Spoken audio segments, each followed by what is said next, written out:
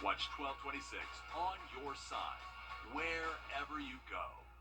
You're watching News 12 live at 5. Continues. From a fight at Butler High to a shooting inside Josie to canceled football games and middle school students bringing weapons to school, Richmond County schools are no stranger to violence this year. But despite canceling games and punishing those involved, parents and community members say more needs to be done to address the root of the problems in our schools. Hallie Turner is live in our newsroom. And Hallie, you sat down with the president of the Richmond County Board of Education, Charlie Walker. What did he have to say? Well, Walker tells me from August going through the month of September, the school system has been dealing with a lot of things within 2 months they would normally see take place over an entire year. At the end of the day, Walker says one of the biggest things for the BOE is the success of their students. It's about moving them along through the process to the next thing. Walker also said the BOE does not get involved in the day-to-day activities of the school system. They are there to listen to what the superintendent, teachers, parents, and community members need and are asking for.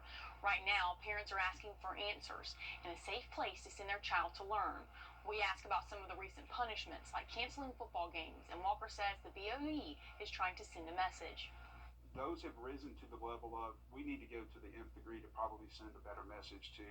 And it's not that we're not supporting the parents, and it's not that we're not trying to support the kid, but we can't continue to support that type of behavior in the schools and have the rest of the children think, okay, this is okay. And coming up all new tonight on News 12 at 6 o'clock, we dive deeper into what the BOE believes will and will not work.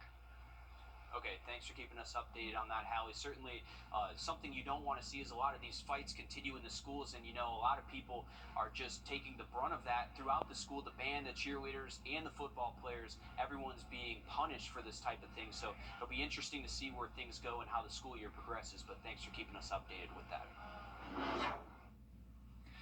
Well, finally, back close down. Definitely some slow-moving traffic in that westbound lane. Update on the weekend for you coming up in just a little bit. All right, thanks, Riley. All of that beautiful weather is setting the stage of a great night of high school football action. News 12 Sports Director Dan Booth joins us live in the studio to kick off Under the Lights coverage for Week 7. Cannot believe we're already in Week 7, Dan. I share those same sentiments, Will, and thank you as always. As we know, Friday is undoubtedly the best day of the week, not only because it signals the start of the weekend, but it also means it's time for high school football. So let's kick things off with our Under the Lights game of the week, the battle for the soul of Columbia County between the Evans Knights and the Lakeside Panthers. News 12's Alyssa Lyons joins us live from Evans High School ahead of the game between two teams that certainly have a lot of history and has become one of our more fun local rivalries.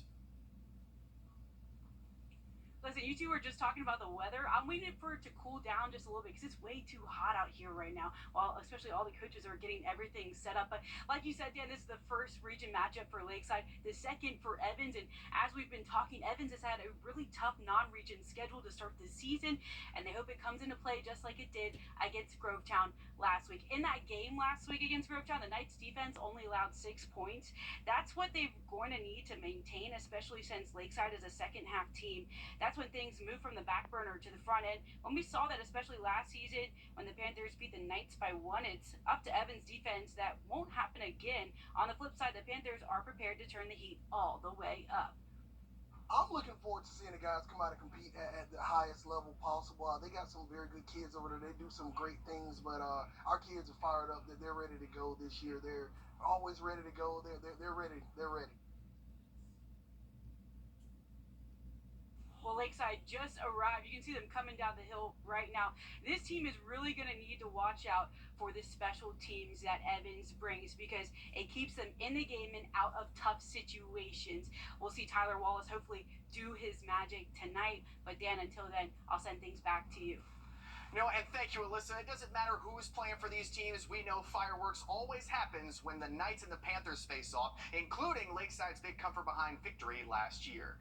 Across state lines in South Carolina, tonight is the beginning of region play for both North Augusta and South Aiken. News 12's Nick Veland caught up with the Thoroughbreds, who might finally be hitting their stride after a slow start out of the stalls.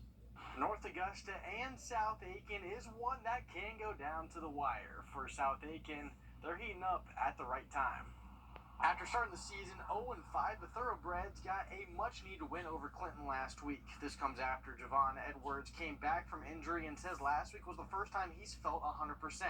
Head coach Chris Hamilton says that this game has determined the region champion since 2016 and expects another good one tonight. It's going to be a battle. It's going to be a slugfest, and it's just going to have to, weather the storm at times. And, like an old coach I used to say, stay on the piece as long as you can and get out of the valleys as quick as you can.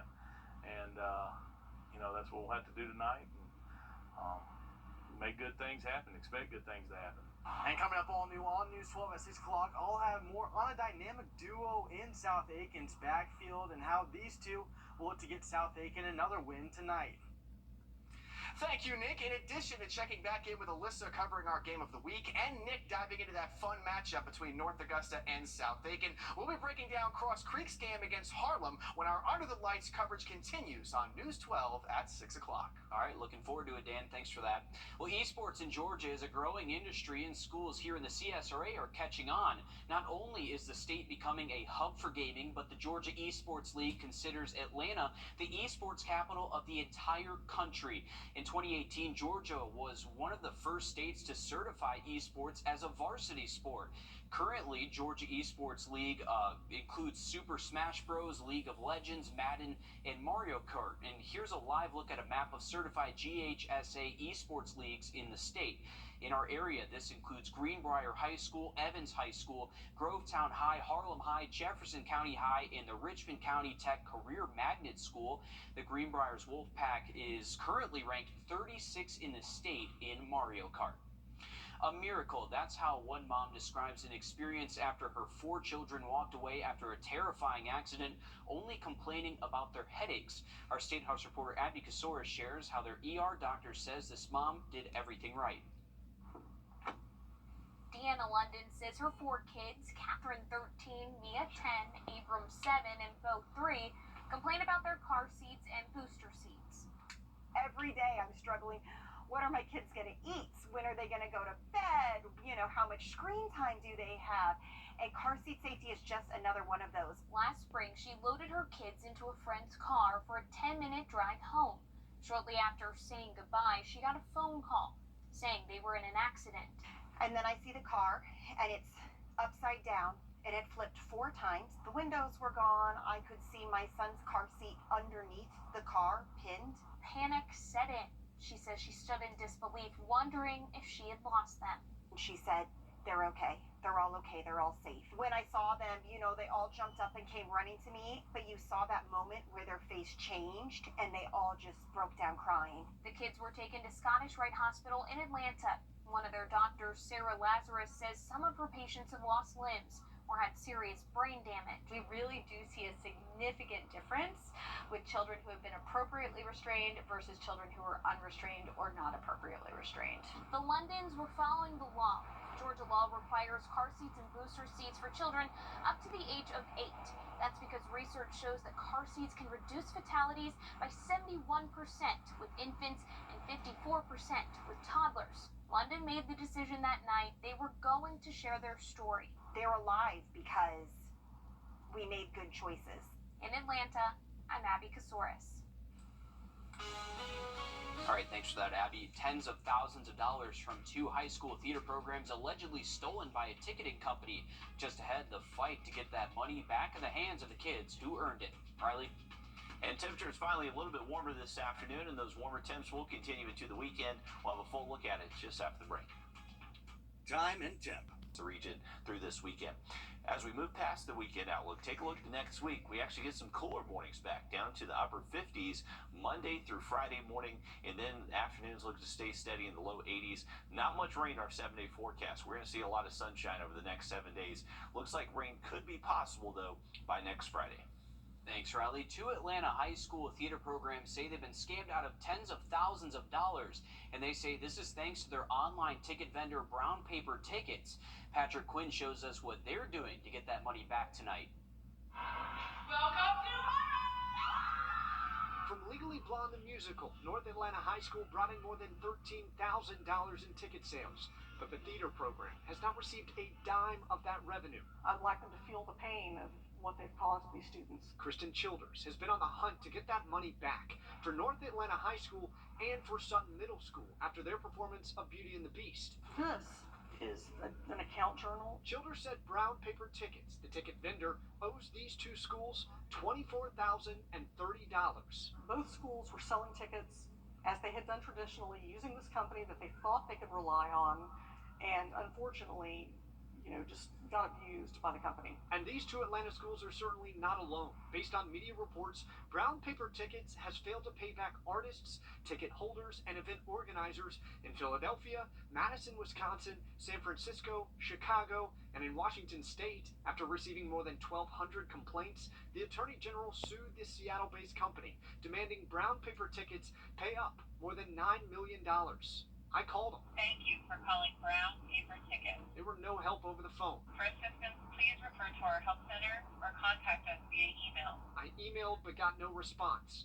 For Childers, being out $24 grand means students will continue to suffer, with future shows now strapped for cash. It's huge. It's critical. Both of these organizations are self-funded for their arts programs, so they depend on ticket sales from the shows one year to finance the shows the next year.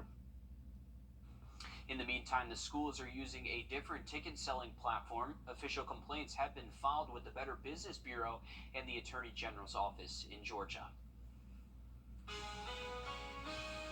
Smartphones have never been more expensive. Still, a lot of people are paying more than they really should for something they don't even use. I'm Jamie Tucker. Coming up, I'll tell you what that is and how to save about $300. First alert. 999. Sunday, Tua and the Dolphins against Josh Allen and the Bills. Another great week of games. The NFL is on CBS. Smartphones are constantly coming out, and it may be the most expensive thing you buy all year, but some people are paying a premium for a lesser-known feature they may never use. Our consumer tech reporter Jamie Tucker explains. What the Tech, sponsored by Augusta Preparatory Day School. When most of us buy a new phone, we look at the phone number, the iPhone 14 or the iPhone 15. But the best way to save money is to look at a different number, gigabytes. And by choosing the wrong amount of storage, you could be spending hundreds of dollars for something you'll never use.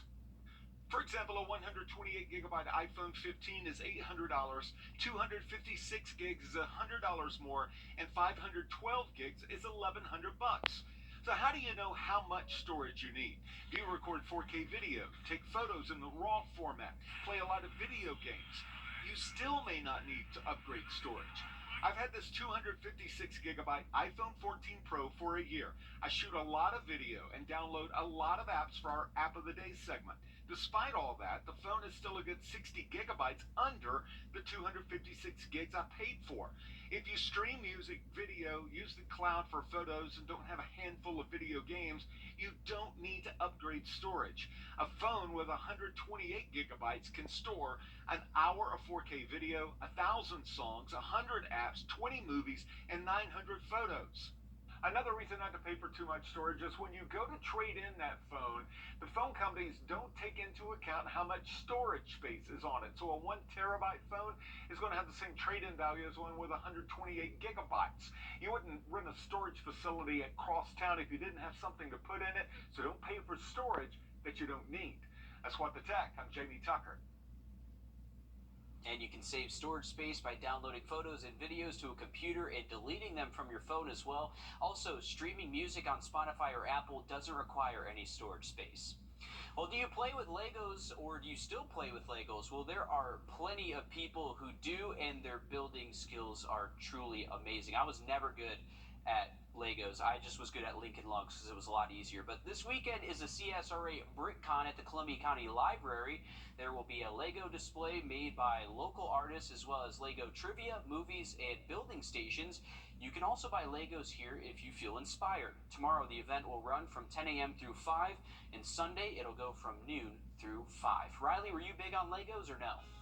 I was big on Tinker Toys. You remember What? Tinker Toys? No. So those are pretty cool. Those actually had, you could make like little vehicles and buildings. They were cool. No, I and never did that. Connects. You remember Connects? I don't. Connects was really cool. Am I making you feel old too? I didn't mean to. Yeah, I mean, I'm just sorry. a little nostalgia bringing back some fun toys we used to play with. But hey, we got some comfortable mornings down near 60 all the way through next week. We'll have another look at that 7-day forecast just after the break. Ready to skip and In about an hour and a half from now, the Augusta Junior players will take the stage for opening night of Finding Nemo. You're taking a live look at the cast as they get ready for tonight's performance. These kids are ages 8 to 14, and they go to different schools all across our area. It's a fun spin on the old Disney classic with new songs, but it still has all your favorite old characters like Dory, Crush, and the Sharks even put on a chorus line number with top hats that will have you laughing for sure. And wait till you see the jellyfish in this as well. You still have time to make it to the Kroc Center because things start at 7:30 tonight. If you can't make it to tonight's performance, there's another show at 7:30 tomorrow night, and the last show on Sunday at 4 p.m. You can get tickets online through the Augusta Players or buy them at the front door. I can promise you it's going to be a great performance, great night to go out with the family as well, Riley. Absolutely. And you can tell all those kids are really excited for tonight. I believe they had opening night last night, right? I believe so. Yeah. So they're going to continue those shows tonight, Saturday, Sunday. You can buy your tickets online or at the door. AugustaPlayers.org is the website to go to if you want to see some more information on that. But beautiful weather if you are heading out this evening. Here's a live look over the Thurman Dam. You can see fairly calm conditions over Clarks Hill this afternoon. Comfortable temperatures right now in the mid-80s for most spots. We're finally seeing a little bit more sunshine than what we've seen over the past couple of days. Other temperatures across the region, 83 in Washington, 82 in Edgefield, Gibson, you're at 84, Sparta 83, same thing in Sandersville and Wrightsville. Temperatures will gradually work their way into the 70s over the next couple of hours. By the time we get to kickoff for those high school football games, should feel comfortable out there with generally clear skies. Overnight low is going to drop down close to 60 by daybreak tomorrow morning. Should see some sunshine during the day Saturday, but a few clouds will pass us by. Nice afternoon, though. Most likely low to mid-80s across the area tomorrow afternoon. Heading into Sunday, just plenty of sun sticks around the forecast, and those high temps will be seasonal in the low 80s. Sunday all the way through most of next week. No rain our forecast till we get to next Friday. All right, thanks, Riley. We have more news, weather, and live under the lights coverage coming up next on News 12 at 6 o'clock.